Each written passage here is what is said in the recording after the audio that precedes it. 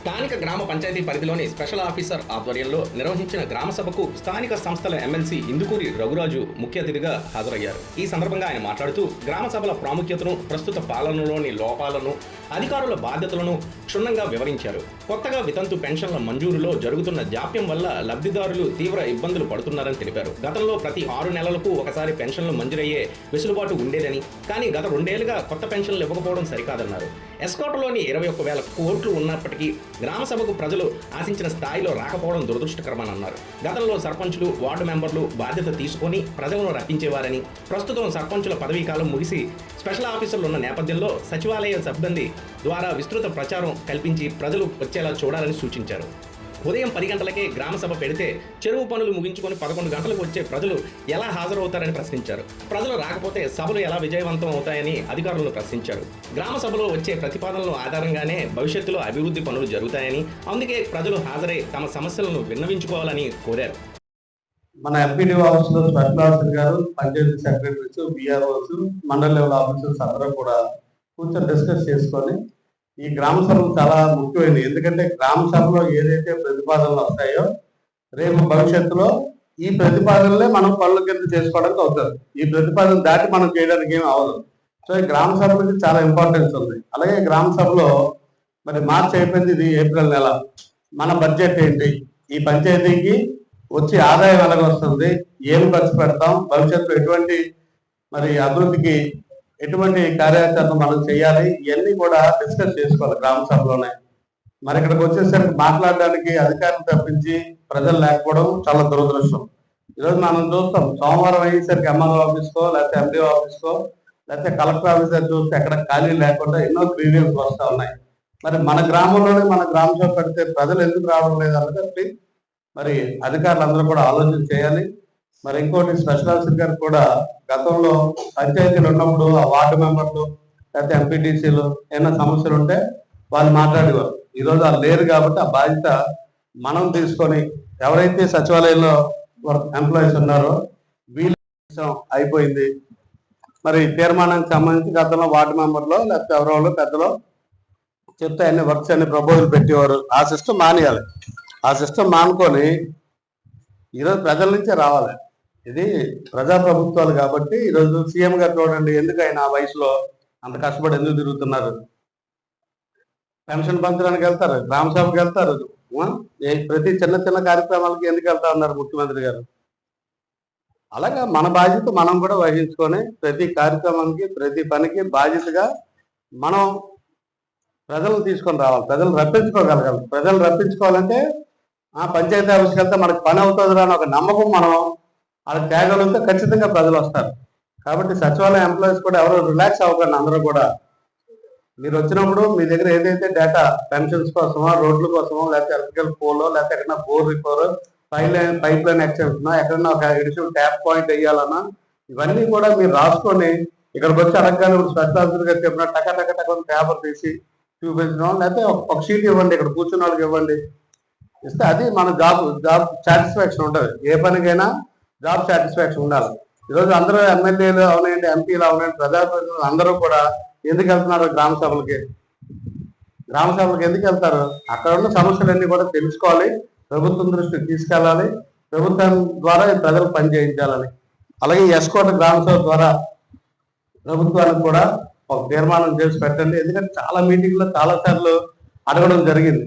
మరి అప్పుడు సర్పంచ్ వ్యవస్థ ఉంది, ఇప్పుడు స్పెషల్ ఆఫీసర్ వ్యవస్థ. మళ్ళీ వెళ్ళి వాళ్ళు సచివాలయంలో అడిగితే దానికి అంత ఇంపార్టెన్స్ ఉంటుంది. గ్రామ సభకు ఉన్న ఇంపార్టెన్స్ స్పెషల్ గా ఉండదు. కాబట్టి ఇక్కడ నుంచి నిధులు ఇస్తారు కాబట్టి దాన్ని వినియోగించుకోవాలి, దాన్ని ఉపయోగించుకోవాలని కూడా ప్రజలకు తెలియని పరిస్థితితో, లేకపోతే ఏముందులో ఇక సభలు జరుగుతూ ఉన్నాయి, మనకేమి రిజల్ట్ ఏమి కనిపించడం లేదని కొంతమందో, మరి ఆ విధంగా కాకుండా ఇది ఈరోజు ఈరోజు ఎందుకు ఎస్కోలో ఉన్న అధికారులు అందరూ ఇక్కడ ఉన్నారు.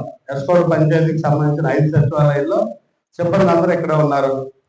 అలాగే స్పెషల్ ఆఫీసర్ ఉన్నారు, పంచాయతీ సిబ్బంది ఉన్నారు. ఉపయోగం ఏమిటంటే ఉపయోగం ఏమి కనిపిస్తుంది. అవతల నుంచి క్వశ్చన్ అడిగిన వాళ్ళు లేరు మనల్ని. కాబట్టి మనం ఏదో 3 నెలలకు ఒకసారి గ్రామ సభ కాకుండా ఈరోజు మీరు స్పెషల్గా వచ్చారు కాబట్టి నెలకు మరొక 15 రోజులు, 4 రోజులు టైం తీసుకొని సచివాలయంకి అప్పచెప్పి ఇష్యూ బయటికి వెళ్ళాలి. బయటకు 6 రోజుల ముందు చెప్పి, ఎందుకంటే మీరు ఎప్పుడు టామ్ టామ్ కొడతారు, నన్ను కొట్టుంటారు. నిన్న సాయంత్రం వీరాస్వామి అలా మైక్ పెట్టుకుని ఊరంతా తిరిగితే ఈరోజు కొన్ని ఇంత గ్రామ సభ ఉంది, మరి ఉపాధి హామీ పని కూడా పెట్టారు. రెగ్యులర్గా జరుగుతాయి కాబట్టి అవి పెట్టాలి.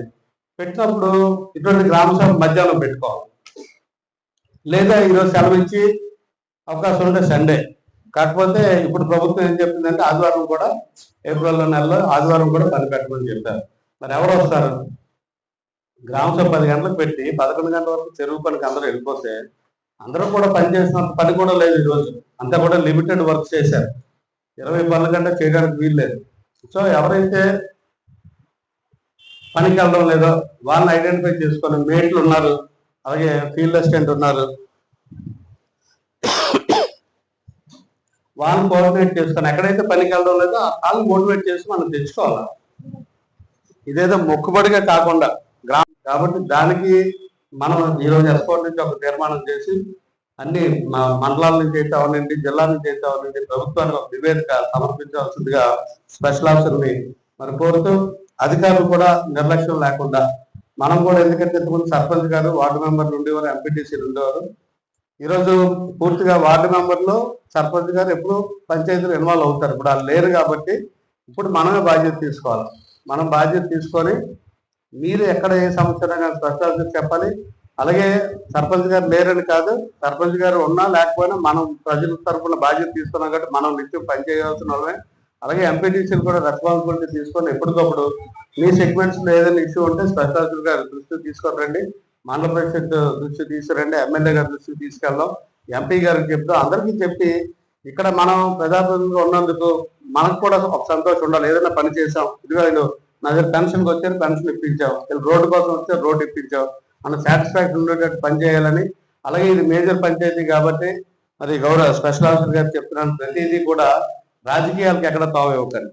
రాజకీయాలు వేరే, అభివృద్ధి వేరే. ఈరోజు మీరు బాధ్యతగా ఎవరు వచ్చి అడిగినా కానీ అది మనం పాజిటివ్గా ఆలోచన చేసుకుంటూ, ఎవరన్నా అడిగితే ఇవ్వండి, వద్దంటే మానేకండి. ఎలిజిబిలిటీ ఉండి వాళ్ళకి వద్దు అని ఎవరైనా చెప్తే మానకండి, ఇవ్వండి. పేదవాడు అయితే సాయం చేయండి, అవుట్ ఆఫ్ ది వే కూడా మీరు సాయం చేయండి, పర్వాలేదు, ఎవరు కూడా కాదన్నారు. అంతేగాని ఎలిజిబిలిటీ ఉండి అవకాశం లేనివాడికి మనం సాయం చేయొద్దు అంటే, అలాగే ఎక్కడ కూడా డీవియేట్ అవ్వకండి. డీవియేషన్స్ అన్నీ కూడా ప్రతిదీ కూడా ఖచ్చితంగా ఈరోజు సోషల్ మీడియా యాక్టివేట్ అయింది, పత్రికా మిత్రులు ఉన్నారు, అందరూ ఉన్నారు. సో మనకి ఎక్కడ కూడా ఏదో ఎస్కోట్లో ఇది జరిగిపోయిందట, ఎస్కోట్లో ఇక్కడ ఈ సైట్ ఆక్యుపై చేశారట, ఎందుకంటే పంచాయతీలు ఉంటాయి, ఎందుకు కవర్ చేసుకుంటారు. స్పెషల్ ఆఫీసర్ గారు వచ్చేసరికి మీకు ఒక పంచాయతీ ఇచ్చారు కానీ మిగిలిన 4-5 పంచాయతీలు ఇచ్చారు. వాళ్ళు బేస్ ఎక్కడ బేస్ అయిపోతారు? పంచాయతీ సెక్రటరీ మీద, సచివాలయం స్టాఫ్ బేస్ అయిపోతారు. కాబట్టి ఆ విధంగా కాకుండా మీరు కూడా బాధ్యతగా పనిచేయాలని మరొక 4 రోజుల్లో ఒకసారి మీరు వీళ్ళందరికీ చెప్పి పెద్దగా ఒక మీటింగ్ పెట్టండి. ఒక 1000 మంది వచ్చినట్టు ప్రతి సచివాలయానికి చెప్పండి. మీ సచివాలయం నుంచి మీరు అందరూ కూడా తీసుకొని రండి. మనం 1000 మంది టార్గెట్ ఇస్తే ఒక 500 మంది ప్రజాప్రతినిధులు అందరినీ పిల్లండి. అది ఎంపీ గారిని పిల్లండి, ఎమ్మెల్యే గారిని పిల్లండి, అందరినీ పిల్లండి. సంబంధిత ప్రజాప్రతినిధులు, సర్పంచులు, వార్డు మెంబర్లు టర్మ్ అయిపోయి పిల్లండి. వాళ్ళందరూ గౌరవించుకో, వాళ్ళకే తెలుస్తుంది విషయం. మనకంటే బాగా ఎవరికి తెలుస్తుంది? వాళ్ళకి తెలుస్తుంది విషయం.